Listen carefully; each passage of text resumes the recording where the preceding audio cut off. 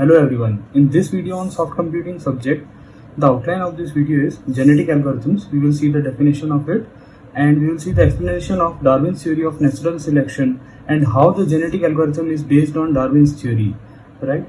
And also we will see basic biological terms and their explanations regarding this genetic algorithms and the three basic operators of genetic algorithm.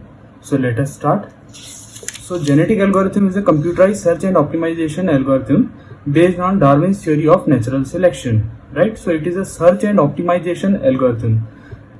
They are a part of evolutionary algorithms, right? So there is a category of algorithms known as evolutionary algorithm. This genetic algorithm belongs to this category of algorithms. Darwin's theory says that only the organisms best adapted to their environment tend to survive and transmit their genetic characteristics to succeeding generations, while those less adapted tend to get eliminated, right? So what Darwin was pointing out that those organisms who are not capable enough to compete with the other organisms are eliminated, right? And those organisms who are best suited to the environment or are able to compete with other organisms in the best possible way, they survive, right? So similar to Darwin's principle, we maintain a population of candidate solutions, right? So we have individual solutions, and when we get a bunch of solutions together, then we say that we have a population of candidate solutions for the problem at hand, and we make it evolve. That is, we select the best solution and reject the poor ones, and we keep changing them a little, fine tuning our solutions until a level is reached when we get a satisfactory or the most efficient solution for the problem, right? So as the iterations go on and on, you get the best possible solution after a certain number of iterations, right? So you reject those poor solutions and you accept the best possible solution in each and every iteration, right?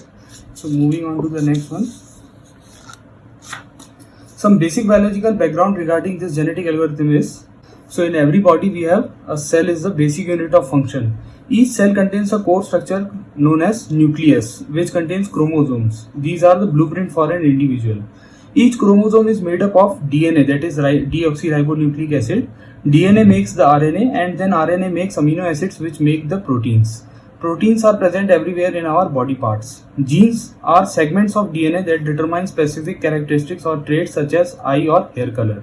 A genetic mutation is an alteration of DNA, and it can be inherited or can be acquired during a lifetime. So these terms will come important when we try to understand the genetic algorithms, right? So what is a genome? Genome is a collection of all chromosomes for an individual. Remember, these chromosomes are the blueprint for an individual, and the collection of all chromosomes for an individual is known as genome, right?